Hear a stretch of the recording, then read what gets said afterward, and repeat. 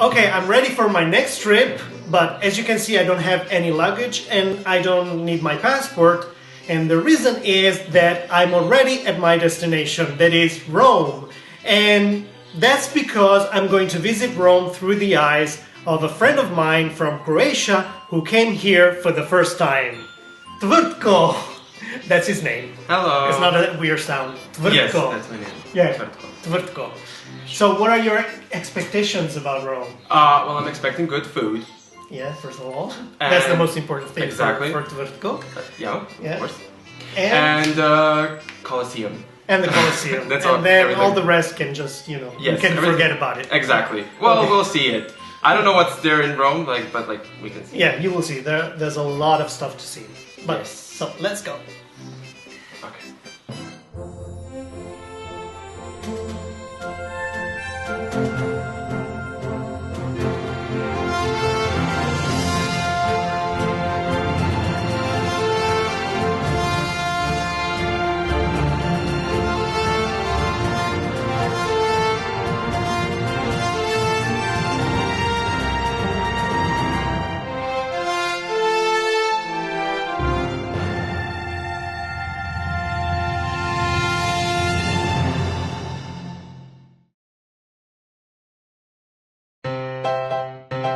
We are leaving my apartment, and since we are in a suburban area, and there's not much to see here, except for the neighbors' yards and their barking dogs, we'll have to go downtown for the most important sites in Rome.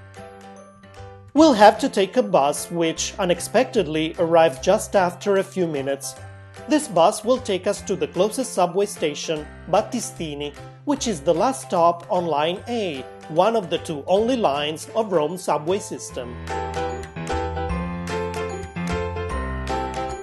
We're riding the subway towards Flaminio, the stop where we'll get off.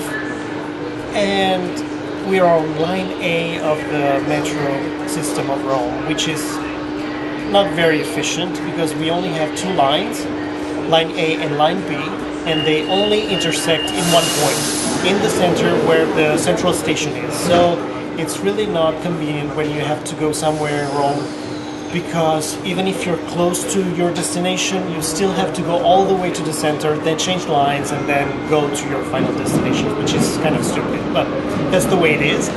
And so, this is a big problem of Rome, transportation, how to get to places. It's really complicated for some people, especially when it's crowded and, that's a problem. But it only takes us a few minutes to get to our destination, which is only a few stops away on the same line. Alright, we're in Piazza del Popolo, Popolo Square, which many people think means Square of the People, because Popolo in Italian means people. But it actually comes from Latin. It's a Latin word, populus, which was a tree, which is popular in English, and maybe, I'm not sure about this, we'll have to check, but probably it was named after this tree because this square is where the kind of tree used to grow. I will check that. And actually the legend says that there was a grove of poplars not far from here by Emperor Nero's tomb. The center of the square is marked by one of the 13 ancient obelisks of Rome. This one is called Flaminio Obelisk, built during the kingdoms of the pharaohs Seti I and Ramses II in the ancient Egyptian town of Heliopolis, and then brought here by Emperor Augustus. In 1823, the Italian architect Giuseppe Valadier built a fountain at its base with 4 stone lions to imitate the Egyptian style. On both sides of Porta del Popolo, the ancient gate that was the starting point of the Flaminia Road, we have the Church of Santa Maria del Popolo and the Carabinieri station, that is one of the stations of an Italian military force charged with police duties. Right behind the church, a hill named Pincio gives access to Villa Borghese, one of the biggest parks of Rome, and from up here, not only can you see the entire square, but you can also spot the Dome of St. Peter's Basilica and other important buildings of Rome. We go back down, and while someone is riding a bike with his beautiful cat, comfortably sitting on his back, we walk between the so-called twin churches that mark the starting point of the renowned Via del Corso. Via del Corso? Yeah, we are in Via del Corso, which is the, like the shopping street of Rome.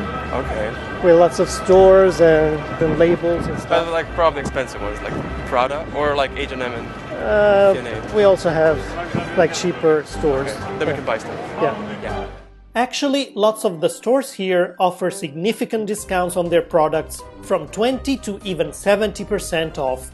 And while the stores in Via del Corso are still affordable for pretty much everyone, one of its side streets, Via dei Condotti, is only meant for those who have a fat wallet. Just take a look at the signs. Michael Kors, Dolce & Gabbana, Salvatore Ferragamo, where a t-shirt costs 230 euros. And then we have Jimmy Choo, for Sex and the City enthusiasts, Giorgio Armani, Bulgari, and of course Prada and Gucci. We just got to Piazza di Spagna, which owes its name to the Embassy of Spain, and which is mainly famous for two things: its fountain and the Spanish Steps. The so-called Fontana della Barcaccia, which translates to Fountain of the Ugly Boat, was sculpted between 1623 and 1629 by Pietro Bernini and his son Gian Lorenzo. Just like pretty much all public fountains in Rome, you can drink its water, which is a great relief when during the summer temperatures reach 40 Celsius degrees. The Spanish Steps, or Scalinata di Trinità dei Monti in Italian, are a set of steps that allows you to reach the top of the hill dominated by the Trinità dei Monti church. These steps have often been used for fashion shows, with models walking down the stairs, and became famous in the US thanks to the movie Roman Holiday with Audrey Hepburn and Gregory Peck. On top of the Trinità dei Monti hill, you can have a nice view of the square, and you can even have something to drink and enjoy the sunny weather on one of the rooftop cafes of the area, such as Il Palazzetto, which is also a hotel, restaurant, and wine bar overlooking the Spanish Steps. And while a dog is happily playing with his leash, we keep on walking, and from Piazza di Spagna we go back to Via del Corso, where in Piazza Colonna we find Palazzo Chigi, the official residence of the Prime Minister of the Italian Republic. The square takes its name from the marble column of Marcus Aurelius, which has stood here since the year 193 AD, and its relief commemorates Marcus Aurelius's Danubian and Marcomannic Wars. After walking all the way to the end of Via del Corso, we end up in the majestic Piazza Venezia, where you can't miss the imposing monument to Vittorio Emanuele II, first king of a unified Italy, which is also the reason why it is called Il Vittoriano. But this monument is also known as l'Altare della Patria, the altar of the fatherland, because it holds the tomb of the unknown soldier with an eternal flame built under the statue of goddess Roma.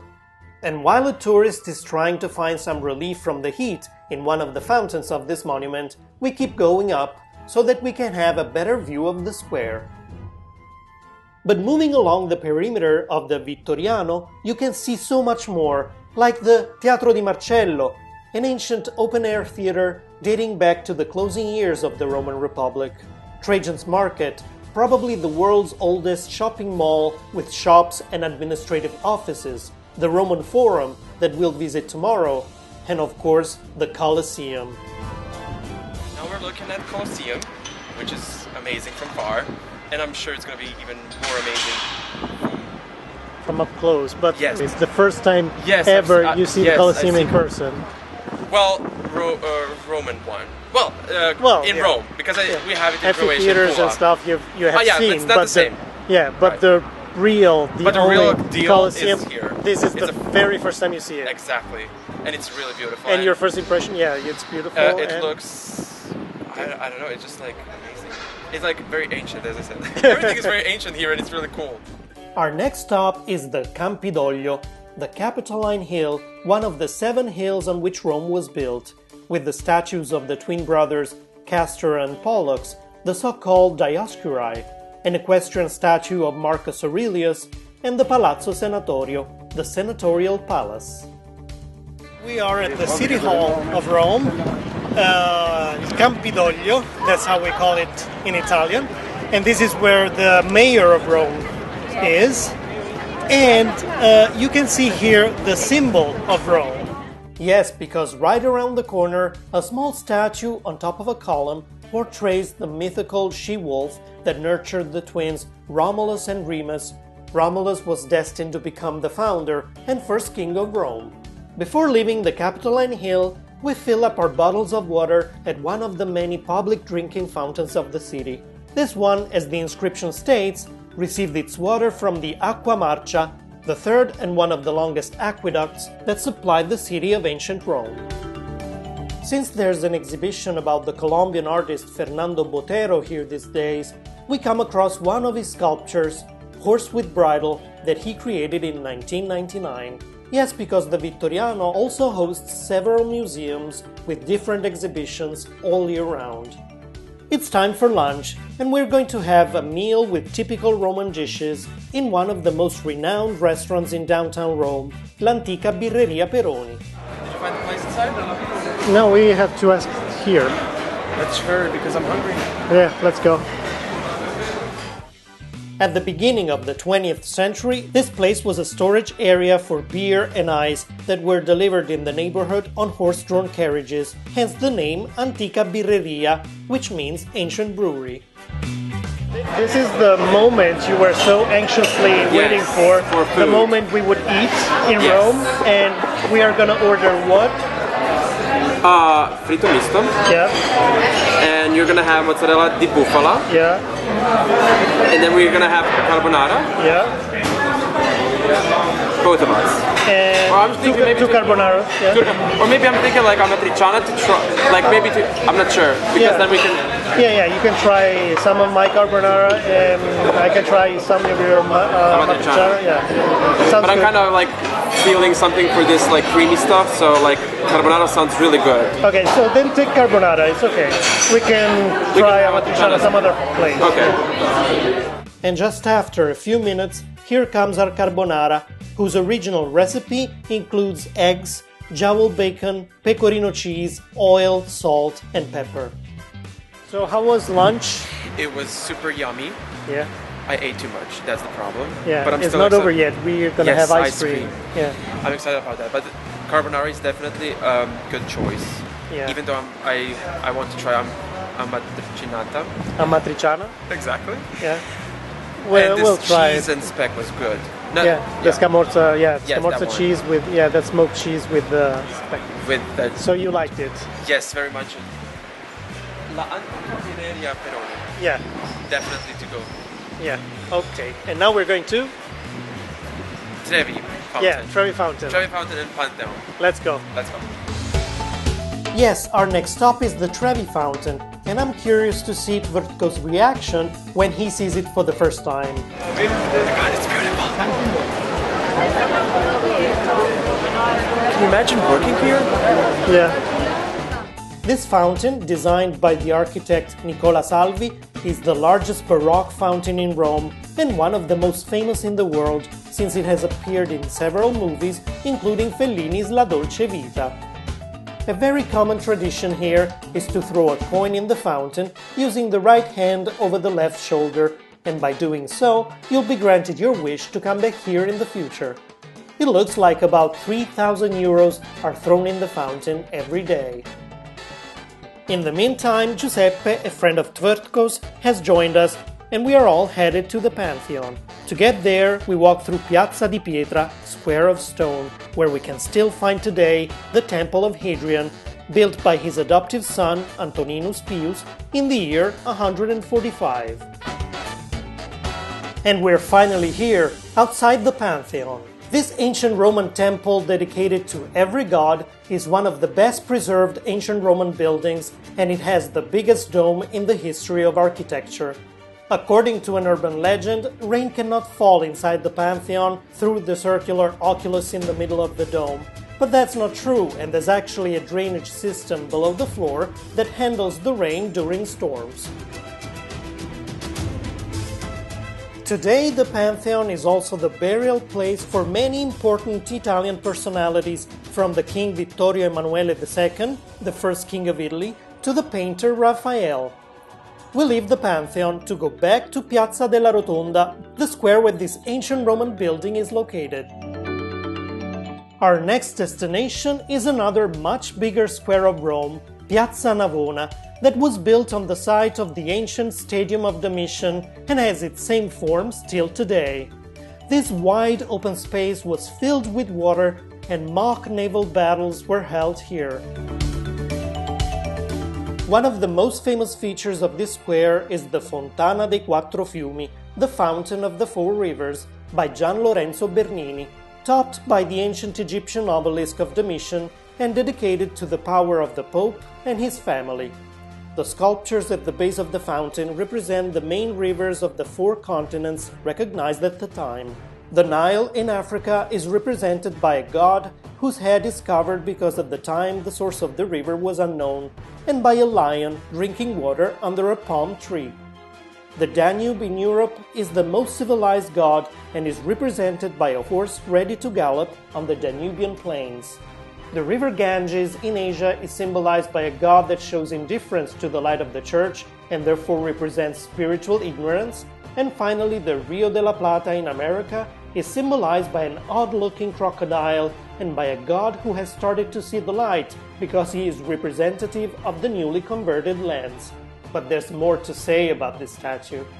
The architect that designed this fountain is Bernini, and the architect that designed the church in front of the fountain is Borromini, and they were rivals. So, as you can see, the statue of the man holding his hand in front of his face is to cover his eyes from the ugliness that, the church is, because Bernini, meant to say that this church looks so awful that I don't even want to see it.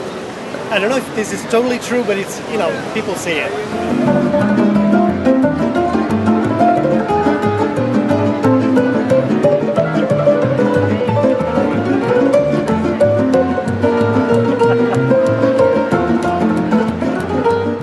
And so we go from the majestic Piazza Navona and its numerous street artists to a much smaller but very quaint square called Campo dei Fiori, with lots of little cafes and where a market is held every day.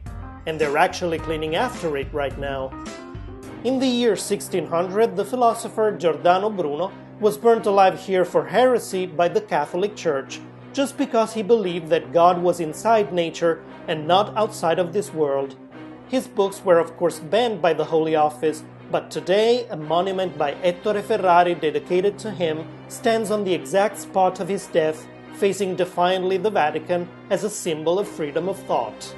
But now there's a very important thing that we have to do, and so we head back to Piazza Navona, and from there we need to walk through one of its little side streets to have gelato at one of the best places in Rome, the Frigidarium, where after choosing your favorite flavors, you can have your cup or cone dipped in white or dark chocolate that will form a nice crunchy chocolate shell around your gelato. Have you decided which one? I didn't even see them because there are too many people. Okay. I want something fruity. Fruity like cake. what? Like This, yeah, there are Ciccio arancia. What is that? Choco arancia. choco orange. Yeah, I was trying to figure out what Ciccio was. Lampone. It's raspberry. Yes, that's a tough decision, but eventually Tvrdko makes his choice. That's it. Ciao. And now it's time to find out if coming here was a good idea or not. Okay. So what after flavors did you choose? mint Yeah. and chocolate and orange. And white chocolate on it. White chocolate Ah. on top of it. Oh yeah. Wait. Oh. It actually goes together. Just so you know. We all had friends who had like $20 Oh my god. So this was a good Oh, yeah. choice, taking yeah. you here at the I'm gonna come here Frigidarium. every day. Every day That's tomorrow. you're gonna stay 2 days, so okay. So tomorrow. Tomorrow, Oh my okay. god, this is amazing. And this white chocolate, it's just amazing. Yeah. I just want to drink it. Apparently, not only coming here was a good idea, but it looks like we'll be coming back tomorrow as well. In the meantime, Giuseppe leaves us, and we head towards the Tiber, the river that flows through Rome.